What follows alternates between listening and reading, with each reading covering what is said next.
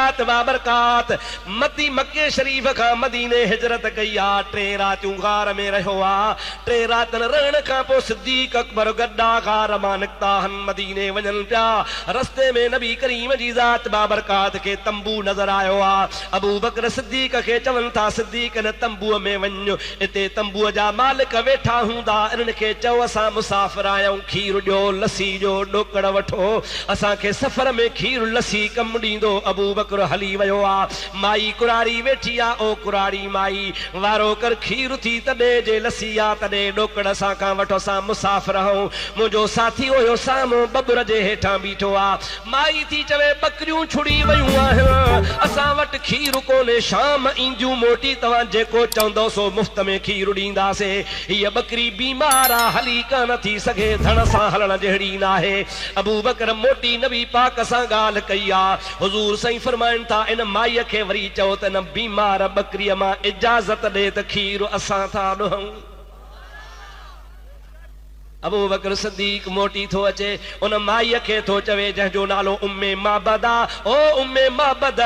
मुंहिंजो साथी थो चवे नालो न पई ॾसे न पियो ॾसे साथी थो चवे त बकरी बीमार खे हथ लायूं था चङी भली थी पवंदी खीर ॾुहंदासीं जंहिंमहिल अबू बकर इहा ॻाल्हि कई त माई पई चए बा तूं सियाणो सेबितो सुहिणो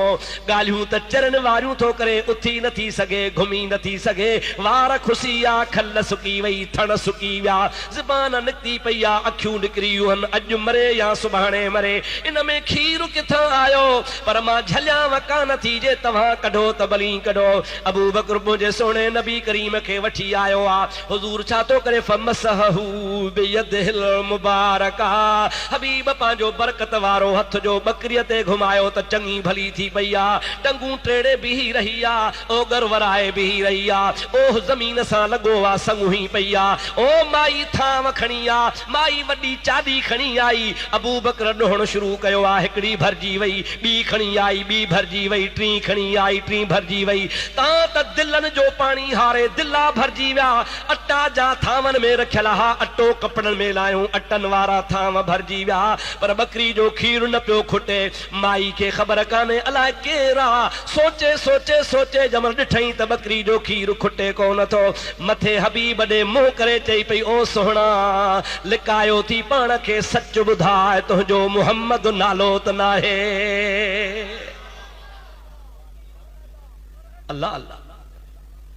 पाण चुप आहिनि अबू बकर चयो अम्मा तो कीअं सुञातो चई इहे कम मुहम्मद अरबीअ जा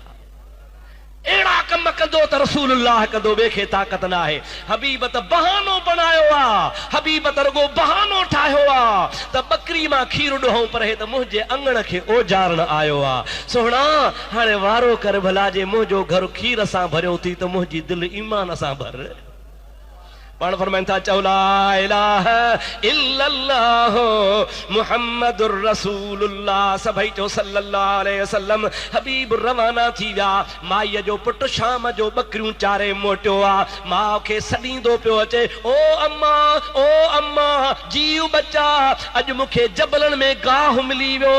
ॾाढो मुंहिंजे बकरियुनि खाधो आहे मां सम्झां थो अॼु मुंहिंजूं बकरियूं सभई ॾुहंदीअ त वॾो किंगर खीर जो भरजी वेंदो हमेशह वारे खीर खां अॼु बकरियुनि में खीर घणो आहे माउ ॻाल्हि लिकाई आहे ॾसे कान थी पुट खे चई अब्बा छामे ॾुहूं अॼु त सॼो घर खीर लॻो पियो आहे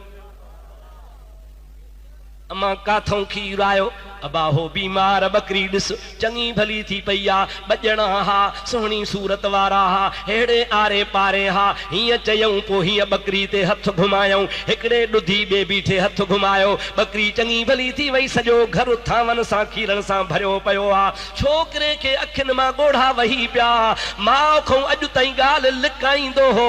माउ खे चई अम्मा सुञातई अलाए कोन इहो त मुंहिंजो दिलबर मुहम्मद नबी हुयो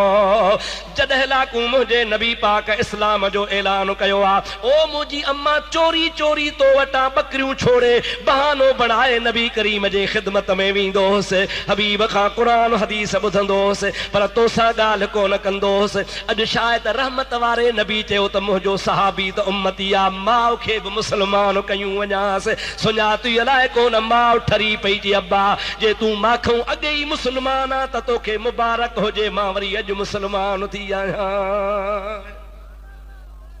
इहे कम मुंहिंजे महबूब जा, इनखे चइबो आहे मुस्तफ़ा जो मौजज़ो। छा चइबो इनखे अबा? या कंहिंजी ताक़त ॾिनल आहे, इन में शिरक त कोन्हे न।